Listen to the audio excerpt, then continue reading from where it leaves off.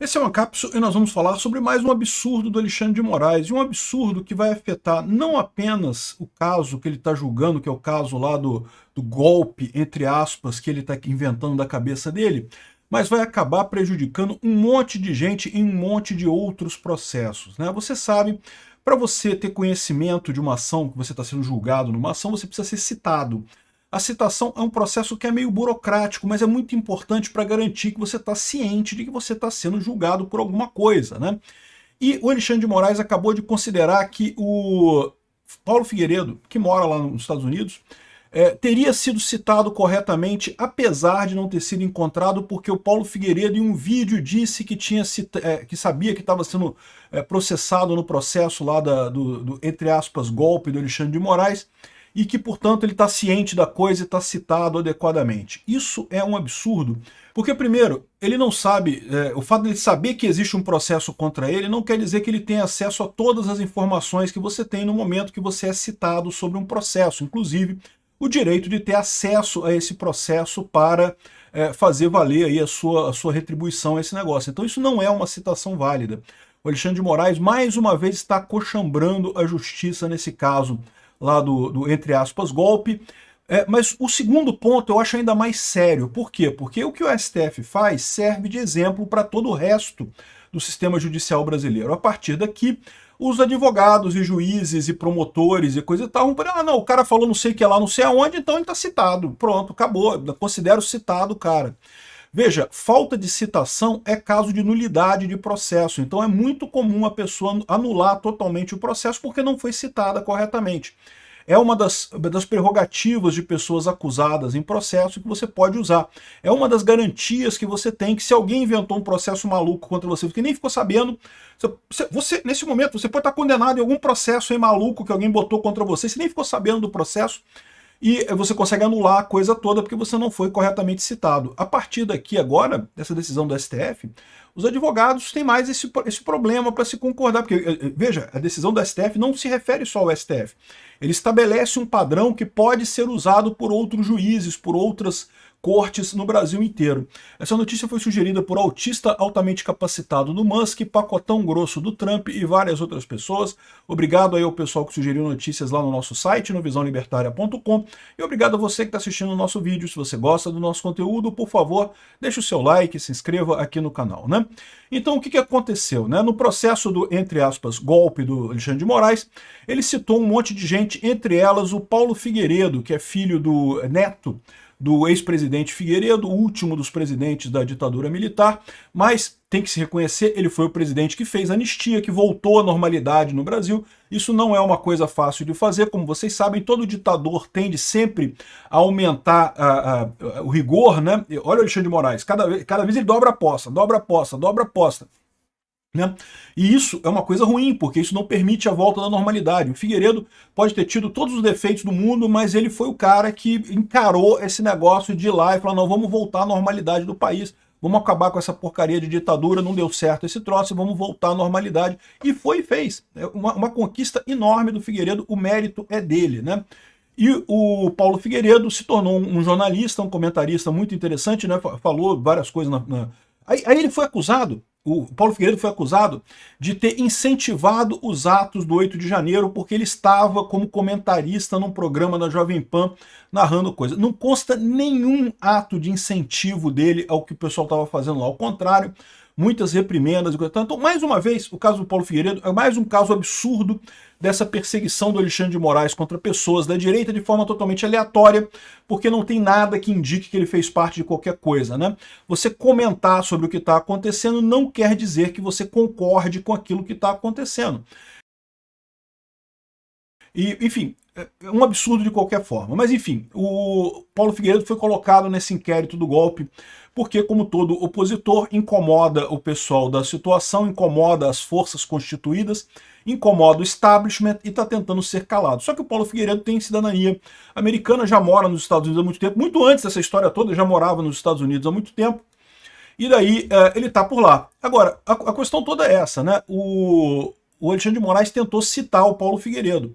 Só que a citação ao Paulo Figueiredo é complicada. Por quê? Porque tem que ser feita via carta rogatória. Como ele mora nos Estados Unidos, você tem que fazer uma carta rogatória, a coisa ir lá para o Ministério da Defesa. Primeiro, aqui no Brasil, a Justiça encaminha para o Ministério das Relações Exteriores aqui do Brasil. O Ministério das Relações Exteriores do Brasil manda para o Ministério das Relações Exteriores dos Estados Unidos. O Ministério das Relações Exteriores dos Estados Unidos manda para o Ministério da Justiça dos Estados Unidos. Então seria daqui, na verdade, daqui iria para o Ministério da Justiça, para o Lewandowski, depois para o Celso Vieira, que é o ministro das Relações Exteriores, depois iria para o Marco Rubio, depois essa carta iria do Marco Rubio para Pam Bondi, que é a ministra da Justiça lá dos Estados Unidos, e aí de lá, ela, se tiver tudo de acordo, tiver tudo certinho, ela faria a citação ao Paulo Figueiredo. Existe processo para isso, não tem nada de errado nisso daí, só que é um processo lento, é um processo que leva muito tempo, né? O Alexandre de Moraes, vocês sabem, está numa corrida contra o tempo. Ele quer condenar Bolsonaro a todo custo, porque ele sabe que não tem mais muito tempo para fazer isso. Esse caso dele é um caso absolutamente injusto, que não tem absolutamente nada de nada, e à medida que forem chegando as eleições de 2026, esse caso desmorona completamente. Então ele quer correria, e daí ele optou por fazer uma citação por edital. Citação por edital é quando você não sabe como citar a pessoa e você publica num edital, num jornal de grande circulação e coisa e tal, mas esse tipo de citação por edital é tipicamente contestada nos tribunais, né? Mas aí, de novo, você tem o problema de que quem é que vai julgar que a citação do Alexandre de Moraes foi injusta? O próprio STF. O que você acha que o STF vai julgar dessa citação do Alexandre de Moraes, né? Então, isso aqui é mais um problema que mostra a quantidade absurda de arbitrarianismo que tem nesse processo do golpe do Alexandre de Moraes, né? E aqui, ó, o ministro Alexandre de Moraes, o Supremo decidiu que o jornalista Paulo Figueiredo foi devidamente notificado do processo contra ele relacionado ao 8 de janeiro, porque comentou o caso em vídeos do YouTube.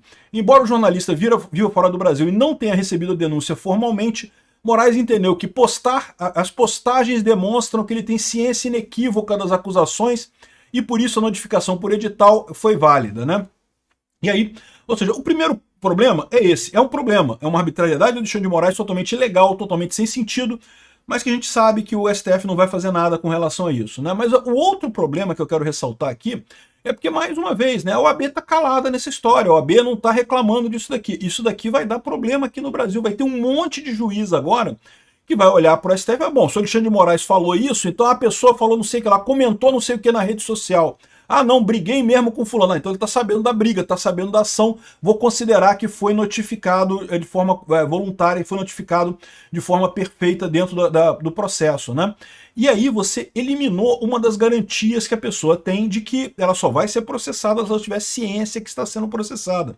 Se ela não tiver ciência do processo, ela vai alegar a nulidade de tudo e pronto, resolvido o problema, né? Aqui, ó. A Procuradoria-Geral da República denunciou por crimes como tentativa de golpe de Estado, participação em organização criminosa armada e depredação do patrimônio público.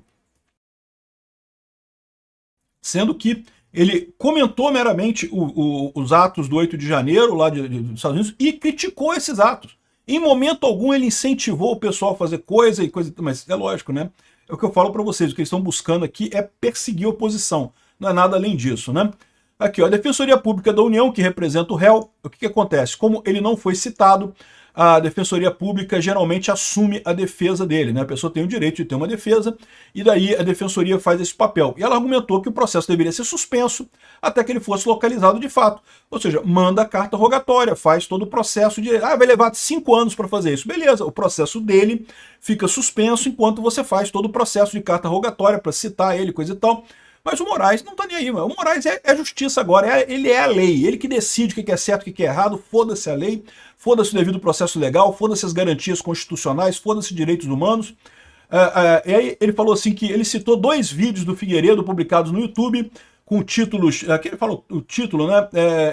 Não, ele tá sabendo que está citado e pronto, isso cumpre a citação. Olha só o absurdo, não é a primeira inovação do Alexandre de Moraes no que tange a citação, né? Lembra que ele também fez uma citação por e-mail contra a Trump Media e o Rumble lá nos Estados Unidos, uma citação totalmente irregular, que inclusive é alvo de processo lá nos Estados Unidos e que pode gerar problemas para ele aqui. A gente já falou sobre esse processo da Rumble e da Trump Media lá nos Estados Unidos, né? Justamente porque citou por e-mail. De novo, isso não existe. Citar por e-mail, citar por rede social. Já teve citação no Twitter, publicada num tweet. O cara publicou no tweet lá uma citação e coisa e tal. Ou seja, o que a gente está vendo é que o Alexandre de Moraes, nesse desespero dele de perseguir a direita, de calar as pessoas, de botar um cala-boca em quem critica ele próprio e a esquerda aqui no Brasil, ele está simplesmente jogando pelo lixo todas as regras de devido processo legal. E ainda tem gente aplaudindo, a OAB está parada, a OAB não faz nada com isso. Não, porque não, bate no Bolsonaro, bate no bolsonarista, Xandão, vai lá, Xandão, bate nos bolsonaristas, Xandão. Esse pessoal não está percebendo o tamanho do monstro que eles estão criando. Isso daqui não vai afetar só Bolsonaro, não vai afetar só o Paulo Figueiredo, não vai afetar só a Trump Mídia. Daqui para frente, já que o Alexandre de Moraes iniciou essa jurisprudência de que pode citar por tweet, pode citar por e-mail, pode citar por não sei o que lá, e se a pessoa falar alguma coisa, aceitou a citação e pronto, já formou o processo e coisa e tal, daqui para frente você vai ter mais uma quebra da garantia do devido processo legal aqui no Brasil, mais uma arbitrariedade que vai afetar todos nós. A esquerda está comemorando, tá aqui, ó. Não, Moraes considera Paulo Figueiredo notificado e abre prazo de defesa para trama golpista e não sei o que lá. O cara chama aqui de neto do ex-ditador Figueiredo, cara, o Figueiredo, que foi o cara que fez a abertura, foi o cara que acabou com a ditadura militar. Ah, ex-ditador Figueiredo, né? Quem dera o Alexandre de Moraes fosse um ex-ditador como o Figueiredo, que acabou com a ditadura aqui no Brasil, né? Infelizmente, o que a gente está vendo aqui ainda é um aumento da ditadura atual aqui no Brasil. Muito triste isso, muito decepcionado com a OAB, muito decepcionado com os advogados de forma geral, tá? Porque imaginava-se que esse pessoal tinha preocupação com o devido processo legal, com as garantias constitucionais, com os direitos constitucionais. Não, tô nem aí. Aí se é para perseguir a direita, pode tudo. E aí sabe qual é o problema? Vai poder tudo, vai sacanear a direita inteira, que é o que eles querem, mas depois isso não vai morrer não, isso não vai acabar não, isso vai virar jurisprudência, isso vai virar exemplo para um monte de outros casos, um monte de outras situações. Isso vai voltar para morder essas pessoas. Esse pessoal tá criando um monstro, esse monstro vai se voltar contra essas pessoas depois.